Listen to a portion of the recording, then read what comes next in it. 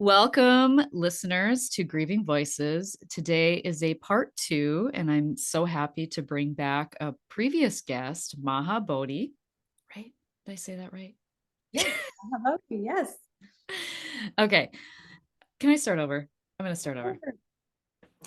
Welcome, listeners, to Grieving Voices. Today, I'm excited to bring back a previous guest for a part two recording, Maha Bodhi. We initially recorded, and I'm going to link to the episode in the show notes, but it was from season 3, episode 109, A Quest for Inner Peace and Freedom.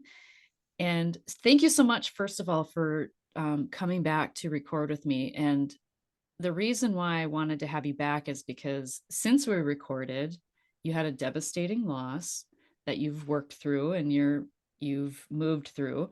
And so you're here to share that experience and also what's kind of just blown up in your world since in a good way. So thank you so much for coming back. Thanks for having me, Victoria. I'm so excited to be here. And I've been looking forward to our conversation to follow up on our previous podcast. Yeah, I'm excited to be here.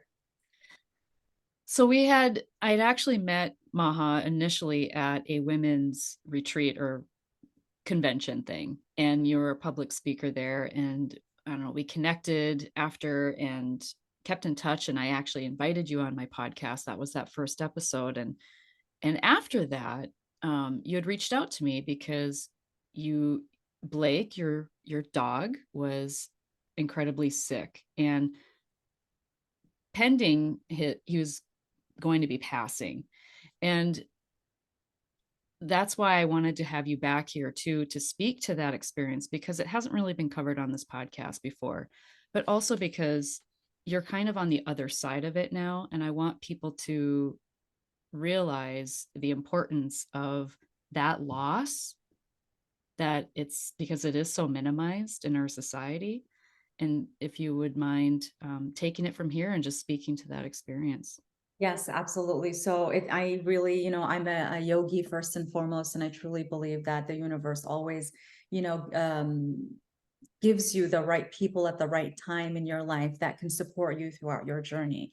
And we have met in the Women Business Summit in the conference where I was like the inspirational speaker, the keynote, and that's how we connected. And you have this grief podcast, and you're certified in grief recovery, and that's kind of your area of expertise and your superpower.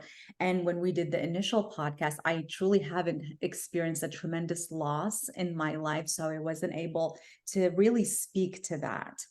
And it's interesting that we did our podcast and that's it. And we went our separate ways. And then my dog, and he was such an important figure in my life. Like my dog was, I don't have kids, and we had such a deep bond. And I know a lot of dog parents can relate to this, but we were inseparable. Where I go, he goes. I would always tell my friends he's part of me, like a limb. Like he's just always with me. We travel together, we do yoga together, I do everything with him. And if, I have, even if it's a work opportunity and they don't allow dogs, like I won't go. Like that's how, I refuse to leave him behind. And when I got him, he's a rescue. So we really didn't know how old he was. They told me he's 2 years old, and then I took him to a vet, and the vet said he's 5 years old, but we really couldn't tell. But I had him for 8 years, and I thought that I still had more time with him. So I was not prepared. It was a shock to me, and it happened so quickly, so fast, that I took him to the vet, and they said, he has kidney cancer, and he's gonna die. Like be prepared to make arrangement. And I knew that this was going to be a big deal for me, and I knew that this thing can I didn't want it to break me. So I knew that I needed support, and I wanted expert support. And so I reached out to you right away because I knew you were certified in grief recovery. You also kindly suggested that I hire an end of life doula, which I didn't even know such job existed. which I am so grateful that it exists, because it's such noble work to help people in, the most difficult time of their lives. And like you said, I really think that, our dogs passing away is really underrated. Like when you tell someone my dog is dying, they're like, "Oh, I'm sorry." And that's pretty much it. But for me, he was my whole life. He was like my child, my everything. And like I mentioned, like we wake up together, we sleep together, we do yoga. So then there's this emptiness when he's gone. It's like, what am I gonna do when he's gone? And I really wanted the support that I need. I wanted to process this in the healthiest way possible. I know it was going to be painful. I know it was going to be hard. And so I just needed support. And we did a few sessions together, and it was tremendously helpful.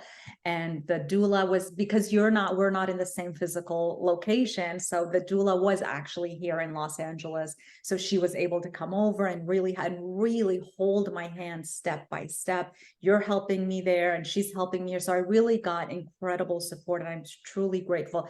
Because with pets, it's not just that, oh, your pet is dying. You have to make a decision. The most difficult decision that there ever is whether you help them, cross over to the other side, or you let kind of nature take its course.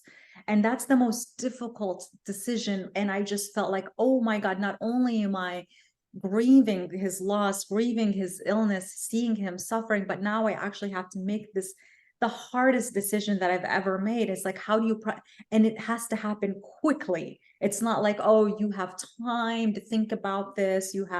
It's like he's suffering and you have to think, and it was against everything in my nature. Are you telling me that I'm supposed to, like, I'm just going to say, like, kill my own dog? Like, that's not in my nature. That's not. But then you see him suffering, and it was just like, okay, what do I do here? And that's where you helped me, and she helped me. And and I'm a deep meditator, and I tried to, we even did a reiki with my dog together, and I really tried to tap into his energy. But I also knew him so well because of our bond, and I knew he was kind of done. He was done and he was ready to go. And animals, they're different. They don't have the ego that we have, the clinging on to the life that we as human have. Like, he knew that his journey was over and his soul was ready to leave his body, and he was okay with that. And so I just had to hold his hand and help him pass through. And I had to make that difficult decision with the help of the doula. So we did everything together, step by step. I didn't want to do the euthanization, but what ended up happening is that he ended up having seizures, like really, really bad seizures. I could hear his like bone clicking, I just was like, I can't. Like, if it was me and I'm having these intense seizures, I would want somebody to help me pass away peacefully. So that's what I did. And it was an emergency, because it was just happened. It was like at 3 in the morning, sorry. But it was like at 3 in the morning. And I called the doula. I mean, how amazing is she? She's like, I'm on call. My phone is, let me know and I'll come with you. And I call her, and we go at 3 in the morning. We go to the hospital, and the hospital was amazing. And I'm just so grateful that we even have these resources, and we have these people, and we have access to this support. Because, I'm not originally from the United States, and most other countries don't have these kind of resources. They don't have an animal hospital, an animal ER room where you can go at 3 in the morning, and the vet is there and the staff is there, and they know what they're doing, they're pros, and they know how to help you. And they put me in a private room, and we were there with him the whole time. And I will say that I don't have regrets. I feel like I did the right thing to do, because of the meditations and the energy that I was tapping in. I just felt like this is just the right humane thing to do for him. And then in the hospital, they take the pet, and they cremate him, or whatever you decide you want to do. But because I had my doula, I took him back. And we washed him at home, and we did a ceremony, and we did a vigil, and it was really truly healing for me. It really gave me that closure, because it was really, really stressful before, and I had to make the decision, and it was just so. And then once that was over, and I was really able to grieve and sit sit with him and sit and pet him, and he's just there, so put flowers around him and just meditate and process the pain. And I learned this, from both of you, to really give myself permission to grieve. It's okay to cry, it's okay to feel pain. And I would sit every single day and just allow myself to cry and sit and really create space. And I'm like, I'm just going to sit here and I'm going to cry and I cry and I cry until I don't feel like crying anymore. I'm not going to resist it. I'm not going to try to distract myself. I'm not going to try to run away from this pain. I'm going to honor this life that came into my life. And I will say that it was really, really healthy. And I kept seeing you and I kept seeing the doula after a few times, and until I felt like, okay, I think I'm now in a good, healthy place, and I'm ready to take the next step of the journey. So really thank you to you, Victoria, so much. You played a tremendous role in this experience that I had. Thank you for sharing all of that. And I, what people don't really, maybe may not realize, like you didn't, and maybe many other people listening don't, is that because I'm an trained end of life doula, and it hadn't occurred to me either, even in my local area, to, pitch myself as an end of life doula to support people with their animals passing, right? Like, as an end of life doula, we have this training that can transfer into these other areas of people's lives, like pet loss. And so I'm glad that I'm glad that I had that idea to share with you, and that you took it upon And yourself to people do don't that. know, they don't, like, I did not even, I have heard of like the birth doulas that help bring life into the world, but I did never heard about end of life doulas. And I think people need to know that there is support available and there is a healthy way to process this. You don't need to do it alone. And had this end of life doula, had she ever helped others, as a service in with pet loss before? Yeah, she's She very had. Okay. experienced. Yeah, she's very, and she's, she works mostly like with people that are, passing away, but also she said, oh yeah, with animals. And she also said that it's very underrated and people think, oh, Mhm. it's just a dog, it's just a pet. But that loss is huge for me. Well, and just like people who have a spouse, right? A spouse passes away, that person becomes very much a fabric of your daily life. Exactly. You have breakfast together, or you have dinner together, or you mow the lawn together, rake leaves, or whatever, all these activities, right, that you do on a day-to-day basis with a spouse, you were doing with your pet. And our pets are involved in our daily lives. So They don't it talk back, and yes. they don't it talk back. They don't, pets are just so unconditionally loving. mm, And there's also a chemical, literally a chemical withdrawal that happens because dogs are known to induce dopamine, induce those happy hormones in the brain and the body. They say, just snuggling with your dog, induces all sorts of chemicals that induce happiness, induce joy. And there is literally a chemical withdrawal that happens when I've been living with this dog for 8 years.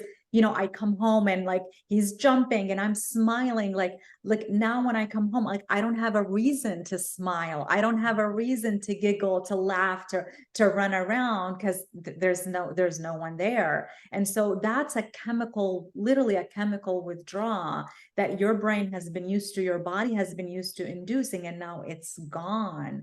And it really drops your energy. Yeah, but I mean, like I said, because of the grief recovery and like your support, and we're going to talk about this in a little bit, I was really able to process it in a healthy way. and I do recall, after he passed, you were looking for another pet, which is also our inclination, right? Like, we want to replace that loss. And Who said don't do it? yeah. So, I'm just going to be really transparent. I'm going to be really honest, and I struggled with this a lot. But I was looking for another pet, and you told me don't do it because you're just going to replace. You're trying to replace your dog, and it just doesn't work. First, and I think you even sent me an article, and I read the article, and I just, I'm just so emotional. And it hasn't been like maybe a month since Blake, my dog, passed away, and I just saw this furry animal, online, and then he looks exactly like Blake. And I was like, I'm just going to go and get this dog. And I went and I got this dog. And I mean, it didn't work out, believe it or not, because Oh, really? I'm a dog lover, and I was like, "Oh, I will love any dog. It's unconditional love." And even though I was aware, because I was educated by you and I, read the books and I understood that they say, "Oh, don't just try to replace the dog." And I'm like, "Okay, this is a new dog. He's a puppy, right?" Blake, when he passed away, was older, was mature. So it's a completely different energy. This is a 1-year-old puppy, active, hyper, different energy. We haven't bonded. This is a completely new relationship. And so even though cognitively, like intellectually, I was aware of that, and still the reality of it was very different. And so it was very difficult for us to bond, even though I tried. And I would walk him, and we tried to do training sessions, and we did all these things. And he was very high energy, and he needed, if I wasn't grieving, it would have worked out. But he needed a Mm, lot of energy and a lot of attention that I didn't have the capacity at that time to mhm. do. He was chewing everything, chewing the furniture, chewing the remote, chewing my shoes. And Blake was, beyond that phase in his life. And so that dog needed more training, more energy, more. And if I was like I said, in a good place, I would have probably would be more ready for that. But I wasn't. And it was because what I was looking for was an emotional support animal. And what this dog ended up being, I was the one who needed to support the dog. And so it wasn't fair for the dog. And the dog didn't bond with me. So the dog, they're highly Mhm. intelligent. They're just feelings, right? They're all like just intuition. They don't intellectualize. And so the dog felt like this isn't right. And so we tried for 2 months. We did trainings. We hired professional dog trainers. And it was just, the dog was so unhappy, would destruct the house, would try to bite me, would try to, like, it was just, I can tell the dog was like, "You're not my mommy. I don't want to be here." And it was really sad. And I had to rehome the dog. And I will say that I always judged people that rehome the dog. And I would always say, there's no bad dog, there's only a bad owner. And this experience allowed me to change my mind about a lot of things. It was a learning experience. And it was my mistake that I didn't honor the process of grieving, and I didn't give myself time to grieve. And I thought this would be just a quick fix and everything is going to be okay. And it wasn't. And it was really, really hard. And I was ashamed, I will say, to rehome him, because people will come, "Where's your dog? Where's your dog?" And I just feel so like a really bad person to say I had to rehome the dog. But guess what? The dog ended up having exactly the parent that he needed, right? He now he's happy. I even asked the new mom, I was like, "Is he chewing?" She's like, "No, he doesn't chew in her house. He doesn't do destructive things in her house." And so it was, the energy just wasn't the right energy. And ever since I haven't gotten another dog. I was like, when the time is right, it's gonna happen, and the right dog will find me, and I will find the right dog. But it's definitely been a tremendously growth experience that impacted the work that I do. I'm an inspirational speaker, I'm a yoga instructor, I lead retreats and teacher trainings and all these things. And it really added a level of depth of my empathy, of my compassion to people, to loss, to grief, and to understand it instead of running away from it. So I will say, like before that, I was very focused on, positive mindset, positive thinking, moving forward. And this was kind of the missing piece of the puzzle, because, the yin and the yang, that's really part of life. And it is superficial for us to just focus on, yes, positive, and moving forward is a great way to live life. But we also really need to honor and process the darkness and process the grief. And there is multiple healthy ways to do this. And if you don't, and if you try to skip steps and you try to hack your way through it, it keeps building up and it's going to come out one way or another, and you're just going to make mistakes. And that's the beauty of life. It keeps nudging you in the right direction and gives you exactly what you need until you face what you need to face. And that's how you move. And it's called, I'm sure you've heard this, but like post-traumatic growth versus post-traumatic stress. That's how you choose to grow instead of stress and get stuck. Thank you for sharing all that because I did not know that piece that you Yeah, had actually gotten another dog and all of that experience. yeah, So thank you yeah. for sharing that. And I mean, for people listening too, it doesn't have to be a dog. I mean, this can apply to relationships too, Absolutely. friendships, spouses. Like, I mean, this is what we do. This is our like our instinct to do. We just we want to get over the pain, right? And so we just want to feel better, and it just doesn't work to push yourself through it or to sweep it under the rug and try to just Going to come out one way or another. mm, Energy, it's literally energy, and if you don't give that energy time to liberate itself, to process, to move through you, right? We know that saying about emotions are energy in motion, so they want to move, they want to, the energies want to be liberated. It's us that keep them stuck when we resist it, when we try to cheat, when we try to skip steps.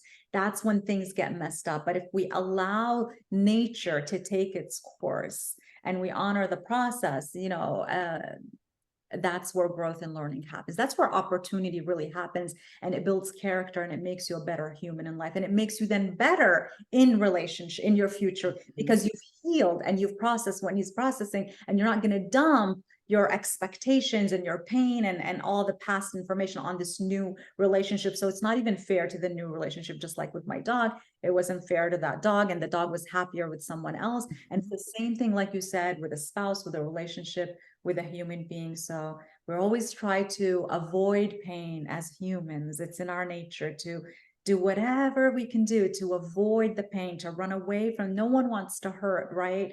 But it's kind of counterintuitive that the caves you fear to enter hold the treasures that you seek. Joseph Campbell said that, and I always say that in my teachings. But leaning into the pain and processing the pain and allowing it to feel your feelings. I mean, I can't stress this enough, to feel your feelings. And I'm not talking about to feel the story behind the feelings, but actually to feel the sensations of the feeling. And a lot of people don't know how to discern between the two.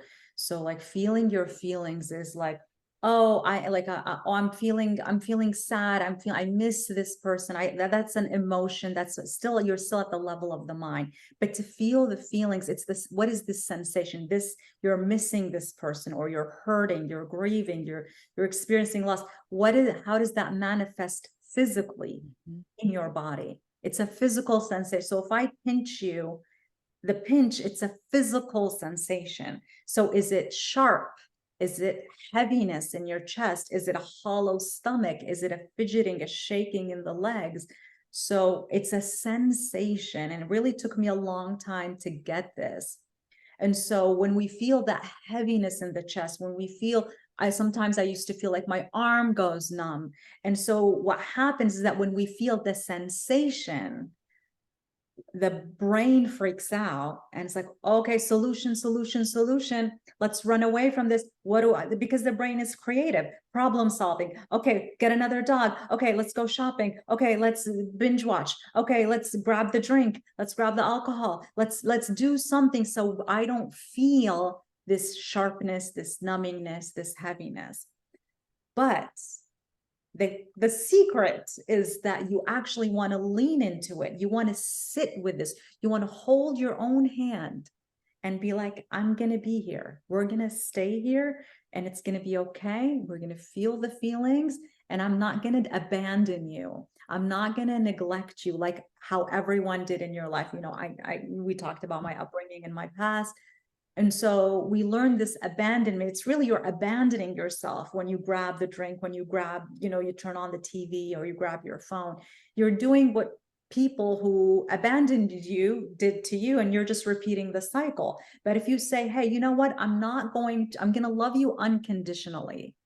And I'm not going to leave you when you're hurting. I'm going to be with you when you're hurting. And we're going to feel the hurt, and we're going to be in this together. And then this tremendous liberation of energy happens when you tell your brain, hey, you know what? You can go offline. There's no problem to solve. Okay. It's okay. It's safe to feel. You can just be quiet, and I'm going to feel my feels. I'm not going to try to fix it. I'm not going to try to change it. I'm not going to try to solve for it. I'm just going to feel it. It's as simple as that. And the moment you wholeheartedly do this, the liberation of energy, because that energy that's being like consumed and overloaded and trying to find an escape is now liberated.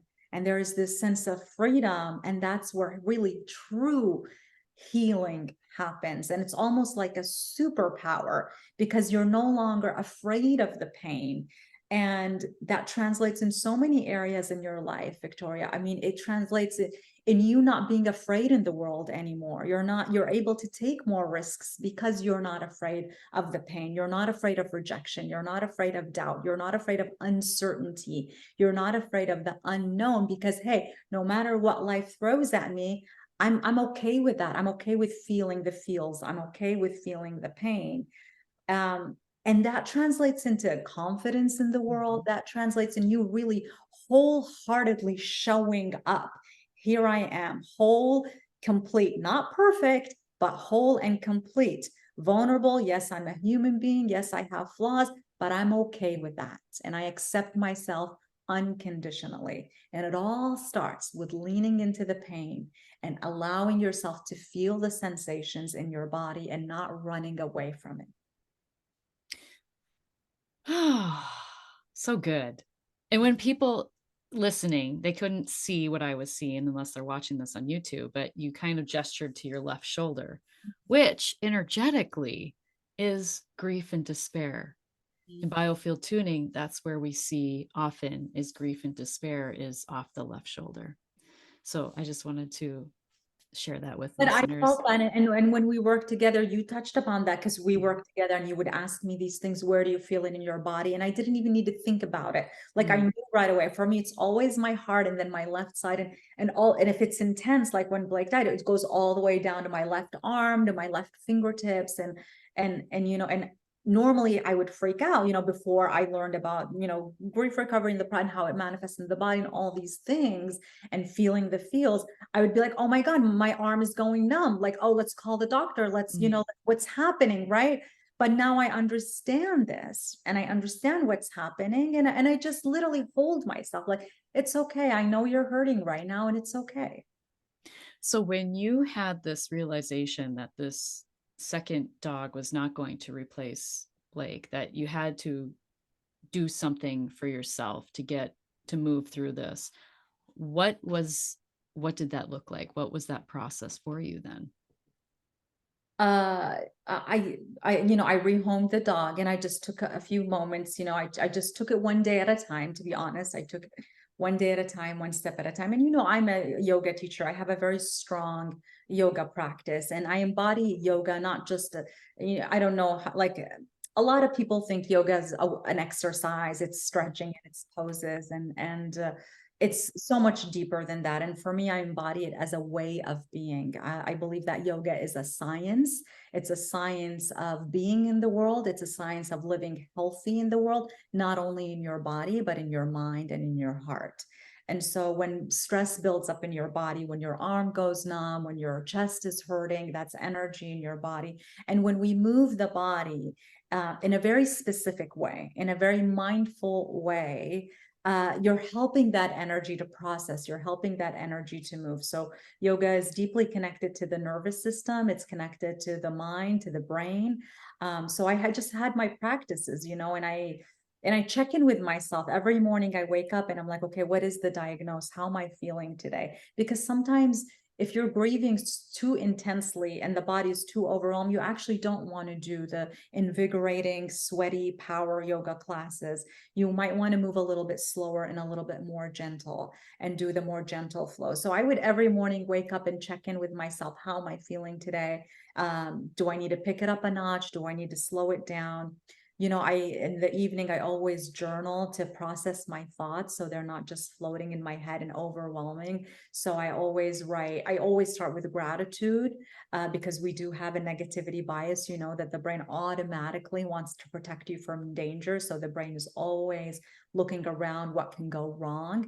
And so practicing gratitude is grabbing the steering wheel and be like, no, no, no, yes, there are hard things in life, but there's also really good things in life, and let's not lose track of those good things. So I would right away start to write 3 things that I'm grateful for, and they could be as simple as, I don't know, I had a nice smoothie today. It could be just as simple as that. And then if there's something that I've been struggling with, I'll start to process it, and I'll start to write it down. And the moment you start to write things down, it creates a little bit of clarity, and you start to really see things, and you start to see even patterns in your journaling. You start to see, okay, this is just, me in my default state, and I actually have control in the way that I process information and the way I process the world. So I always say we see things not with our eyes, we see things with our mind. And it was Dr. Wayne Dyer that famously said, when you change the way you look at things, the things that you look at begin to change. Right. And so that's what journaling does for me. It changes the way I see things, it changes the way I process information, and it gives me an opportunity to make a choice, because we always have a choice, even though when it doesn't look like we do, we have a choice. So those were my practices for the longest time: yoga, journaling, and my work. My work is really participating and helping people and being of service and contributing to society. And so because my work is deeply integrated with my personality, I'm very fortunate. And you know this, I used to work in the corporate world, so it wasn't always like this. I used to have to be 2 separate people. I used to have to be, Maha at home and then Maha at work. But because of now, I'm so fortunate that I get to do what I love.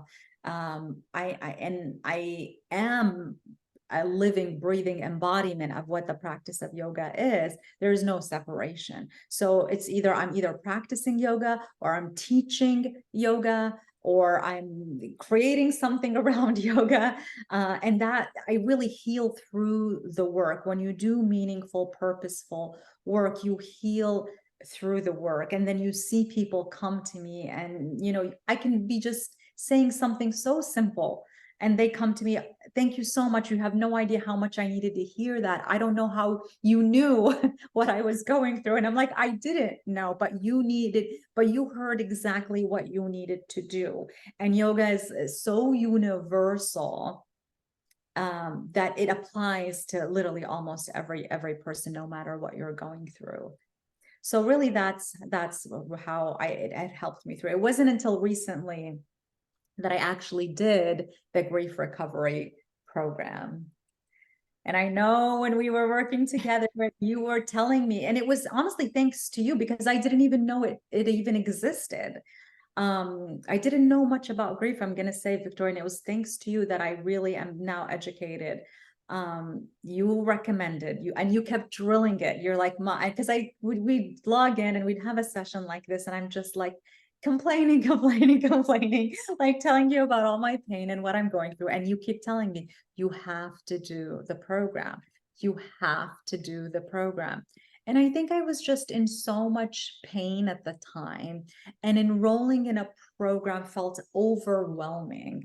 And I was like, oh my God, I'm dealing with this. And now I have to do a program, and I have to like write things and all these things. And I was like, I don't have the mental capacity to do it. So again, I was trying to skip steps.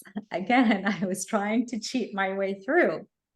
And like I just mentioned earlier, it comes out one way or another. That energy is going to be dispersed. It's going to explode one way or another. So it wasn't until very recently, and I think it's been like more than a year since we did our sessions, and it wasn't until very recently that I kept feeling this level of grief. And grief is not like, okay, my dog died and that was a horrible thing, but it's not just that grief. It's all the griefs that you felt from the day you were born, one on top of the other, on top of that you never processed in a healthy way. So that energy kept building up until, the dog dies, and then it's an explosion. And so then that just kept happening. I just noticed that I'm very sensitive, and I'm very easily I don't like the word triggered, but I just wanted to, I just wanted, I'm like, okay, there's something off here. There's something off here, and it just won't go away. And I noticed, because of my level of awareness, when, this voice in your head or this pain in your body, if you don't pay attention to it, it just keeps getting louder and louder and louder until it forces you to stop and drop everything and look at me. That's what it's saying. It's saying, look at me. I need your attention. And that's really just reached a point where it happened. And I can't tell you that it's like a specific incident. I think it was just an accumulation of events. And it was like, you know what? I need to nip this in the bud. I need to find the source of this grief and process it in a healthy way. And I remembered you, and I remembered the grief recovery program, and I was like, let me look this up. And I looked it up, and I found the book, and I bought the book, and I started reading the book, and I just started doing the exercise, because it's literally a workbook, and it's a step-by-step workbook, and I just kept doing it. And I'm not going to lie to you, even though, I'm in this field of healing, I'm a yogi and all these things, it's not for the faint of heart. And I was nervous. And I honestly see the value of having someone like you, a guide to guide you through. I just thought, I was like, I'll just do it by myself. And I just did it by myself. And in the book, they always say it's better, so much better to work with someone, but they also give you an option to do it on your own. So I just followed the instructions to do it on my own, and I drew the graph, the timeline of and it always usually starts with your parents, because that's like the oldest grief ever. It always starts there. And so I did that, and I did one for my mother, and I did one for my father, and I was so scared. And because they tell you to write things, to process, to write the statements, I'm like, are they going to tell me to show them this statement? And I was like, I almost stopped at that point, because my subconscious mind just locked in, that fear just locked in, and I stopped at that crucial point, which I'm not supposed to stop. And I stopped for a couple of days. I stopped, just like, oh, tomorrow, like I'm just so scared. And then I felt that the energy, right? It's like it wants to be released. And it's I stopped in the wrong moment. And I'm like, this is not going to go away until I cross the finish line. I need to cross the finish line, and I need to trust. The process. This grief recovery program was built in the 80s or something, right? So it's time tested. Over 40 years. Yeah. I don't know like how many thousands and thousands of people have been, went through the program, and, it's highly, highly recommended. So I was just like, you know what, you have to trust this and not trust your fear. They know what they're doing. Let's just finish it. And if it ever gets too scary, you can always stop. So then I finished it. And it's funny, the moment I opened the book, it's like, if only I read, like, flipped to the next page. It said, you should never, do not send this letter to the person that you're, mad with or grieving with, and I was like, okay. There's no confrontation. This is really more about me and my feelings and my grief and my personal journey, because really that's what it's always about. It's your relationship with yourself more than your relationship with other people. It's your relationship to the grief. It's your relationship to the pain, not the person that caused the pain.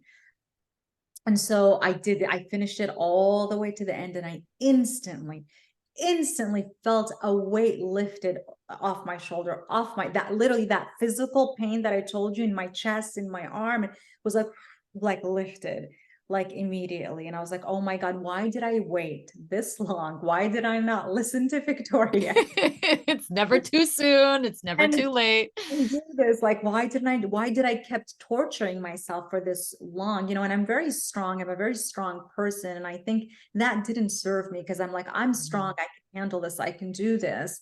But there's no reason to suffer. There's no reason to power through this. And they talk about this in the book. Like, if you have a cut, like, if you're hurt, are you gonna wait? Are you gonna like, oh, next year I'll deal with it? Oh, like, let's just let it fester and ooze with bacteria first. I'm strong, I'm tough, I'm gonna tough it out. versus like you immediately wanted to clean it up and you want to Yeah. nurture it and tend to it and allow it to heal in a way that, it deserves to be healed. So that You was know, my grief journey. well, and thank you for sharing that because I didn't know that either. And so to have you share the testimonial of the process for you is beneficial for the listeners to hear. I do want to share that doing the work, so I tried it alone too. I was just like you. However, I was not I wasn't as, what's the word? I hadn't evolved myself in my growth to the point where you had been at the time that you did this on your own, for me to have this awareness of myself to do it on my own. I tried to do it on my own, and I realized really quickly that I needed one, the accountability, because for exactly the reason you said, Stop in the which, middle. yes, because this, and even in the program, when I'm working with someone in person or online, I tell them, next week, you're not going to want to get on Zoom with me. You're not going to want to put your shoes on and get out the door. And I'm telling you, do it anyway, because when you've already pulled off that scab, right? And if you don't Yeah, tend to that wound, this is when those old behaviors and these old patterns start to come back. And it can actually put you back in progress. Like you can actually go even, it's like when you lose 50 pounds and then you yeah, gain 100, right? Because you fall off the wagon and you just give up on yourself. It's the same way in this work. And so I don't encourage anybody to do it on their own, for those reasons, because it I can, agree. I agree. Yeah. however, um, you're different. Everybody's different, but you are in a different place in your own evolution of where you were too. Yes. And I know, I feel in my heart that had you felt yourself stuck in that place, that you would have reached out to me Yeah. Yeah. or another grief recovery specialist that you could have finished that work with. Yeah. Absolutely. Yes. So I think it's important for listeners to know, yes, grab the book, learn a lot, because you will learn a lot, but don't go into it adamant, hell or high water, you're going to do this yourself, because you don't want to set yourself up for, first of all, that disappointment, right? And then there's shame in that too, right? Yes. I can't do this. I can't even I can't even do this myself. Like, you know what I mean? Then that, yeah, Absolutely. Yeah. No, it's absolutely better to do it with another person for accountability, also for perspective too. They can see mm-hmm. things that maybe you can't see. Sometimes we get too caught up in our pain and our shame, like you said. Can't see the label from inside the jar. Yeah, exactly. And for anyone listening too, you might be afraid, let's say you're in a household of people, right? You live alone, and not everybody lives alone. And so you might be afraid somebody might find your writings and things like that, right? Yeah. That can be a worry for some people. I actually just discovered an app. It's called Day One, and it's for journaling with your voice. Oh, And so nice. for a lot of people, if they don't feel like they can, just for the journaling piece, right? Like I don't suggest using Day One to do this grief recovery work, but I mean, if it helps you move forward and helps you get to a place where I can finally reach out for help, right? Because sometimes we just need to realize I can't do this alone. I Yeah. do need support, because that was me for over 30 years, right? I got this. Like I can do this myself. The DIYer, that was me. um, but so how has this work, going through that process now and being on this side of it, um, which I really fully, wholeheartedly believed eventually someday you would circle back to, Mhm. because that's what loss does, right? It just can of worms. Yeah. Because Yeah. I was even going to ask you what loss, like what came up for you. That would have been a better lead to this, to you talking about that. But um, was what losses came up after you lost Blake? But you just described that. But how has this work now, You mentioned briefly that it's influenced, or maybe it was before we started recording, it's influenced your work and what you how you work with people today. But yeah, what's happened for you since doing this? How has it changed things for you? Changed my yeah, definitely with the work that I do. I lead teacher trainings, and these teacher trainings are transformational, and they're long, and they're challenging, and they're physically demanding, and it's a 200-hour training, and you go through this journey of ups and downs. Sometimes you feel triumphant, and sometimes you feel like, oh my God, this is too hard, and it could get emotional, and your grief can come up because and the mind and the body are deeply connected, and we just talked about how the emotions manifest as a physical sensation in the body. And with yoga, what happens is that when you hold the pose, because of the nature of the practice, you hold the pose for a little bit longer than you would do in a gym and another workout. And you're guided to be present in the pose and to quiet the mind, because it is a meditation first and foremost. And we add the poses to the meditation. So a lot of people get it mixed, Mm, that it's just a workout, but yoga is first and foremost the removal of the fluctuations that disturb the peace within the mind. That is the very definition of yoga, according to Patanjali in the Yoga Sutras. And so when yoga is taught traditionally and properly, you're in the yoga pose, and yes, it's challenging. Some can be very challenging. And you hold the pose, for minimum 5 breaths, and you're guided to breathe, you're guided to quiet the mind and be present to the challenge and not escape the challenge, which is literally a rehearsal. That's why we call it a practice, because it's a practice for how to live life. It's a practice of how to quiet down the mind and to be peaceful in the mind and to be present in the heart and present in the body and present with the challenges. And that's how you kind of cross that threshold, because it challenges you to go be a little bit beyond your edge, right? And that's where growth happens. That's where transformation happens. And so I see people when they struggle. Sometimes you see people break down and cry, especially if they have trauma, if they have unprocessed grief, and they're going through this journey. And there is this, they cry, and it's so sweet. They're like, I'm so sorry. And I'm like, why are you apologizing? Like, there's nothing to apologize for. This is a beautiful opportunity for you to process what's being demanded to be released, that your body has been probably craving a moment like this, a moment of liberation of this energy that has been stuck for, God knows how long in your body. And this is the only time that you were able to be still enough and present enough and quiet enough for it to be released. So cry, go deeper into this pain. Don't run away. Don't apologize for it. Don't try to fix it. Don't try to rush through mm, it, and just be with it. So literally what yoga is, it's like an embodiment, a process, kind of a metaphor for your whole life. And so that's the level of compassion and the level of understanding for me to recognize grief in others, to recognize pain in others. And I know this, that loss is not always just loss of, death loss. mhm.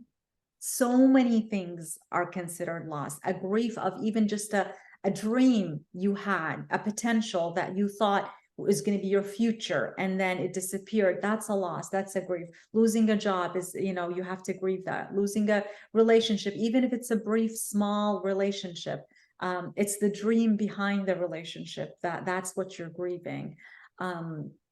So it can be so many different things, and that just deepened my level of understanding of grief. And before that, before this experience that I had, I would probably be like, hey, you can do this, like, just breathe through it. Let's, you're stronger than you think you are, because I'm such a motivational, inspirational person. But now I'm like, be with this, be present with this. I'm right here. I'm not running away. I'm going to be here, and that's okay.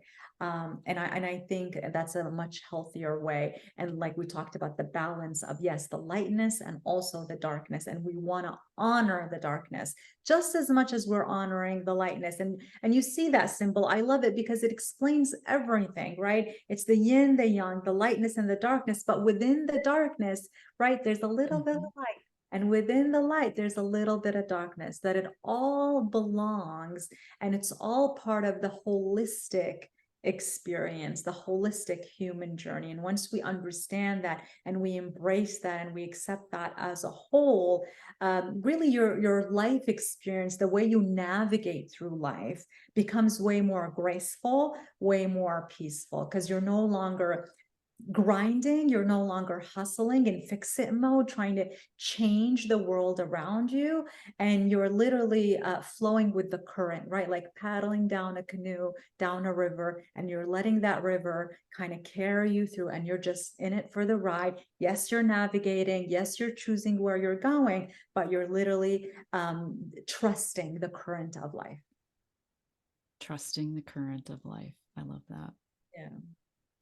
We have a really difficult time trusting, right? Trusting ourselves. And so we have a difficult time trusting others and trusting the process, right?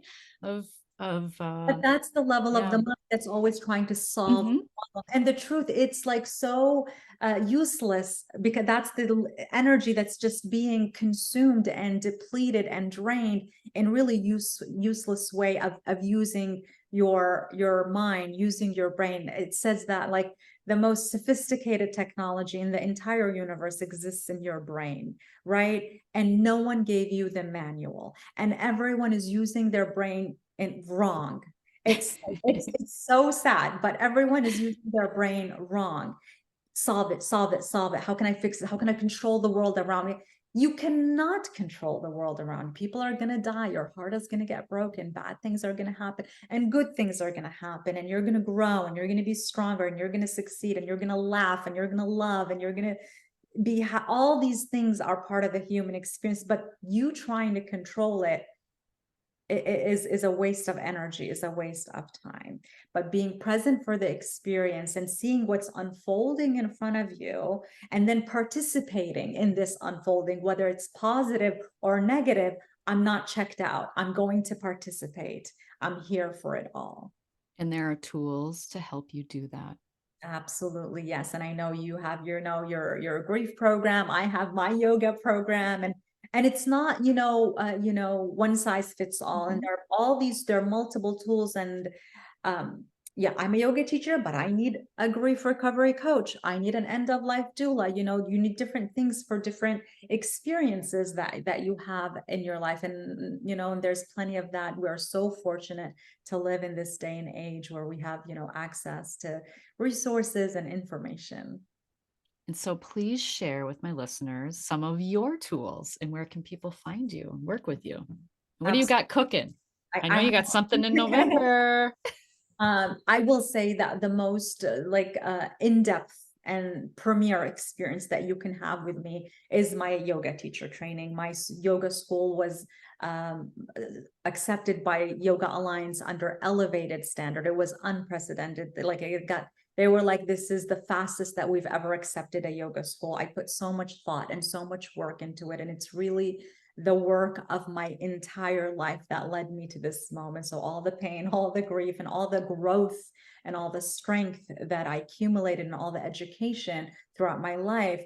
And I truly believe that this is my offering to the world, and this is the reason why I am here in the world, is to teach the science of yoga, which is a science of how to be in the world. So it doesn't really matter if you want to be a yoga instructor. It's a way to help you, like we talked about, navigate through life with more grace. And you literally take your power back, you take your mind back, you take control of your, not external environment, your internal environment. And so where can people find you to learn So more? yogimaha.com, it's my website. All my events are there. So my teacher trainings, the dates, all the details, how you can sign up. is there. I lead yoga retreats, from time to time. So if there's any upcoming retreats, you're going to see it on my website. I'm on social media, Yogi Maha 108. So you can follow me on Instagram, on Facebook. Yeah.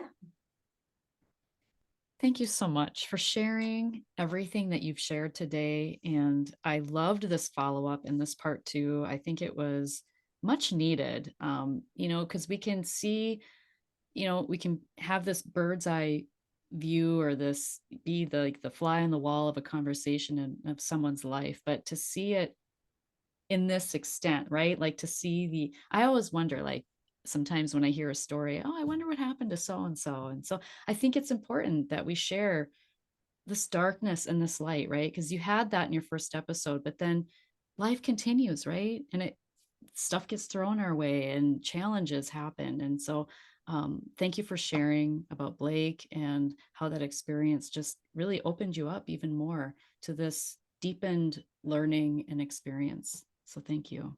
So honored, Victoria. Thank you so much for having me. And I'm so glad we were able to have this follow up. So remember, check out Maha's website, yogimaha.com. I'll put the links to everything in the show notes. And remember, when you unleash your heart, you unleash your life. Much love. Thank you.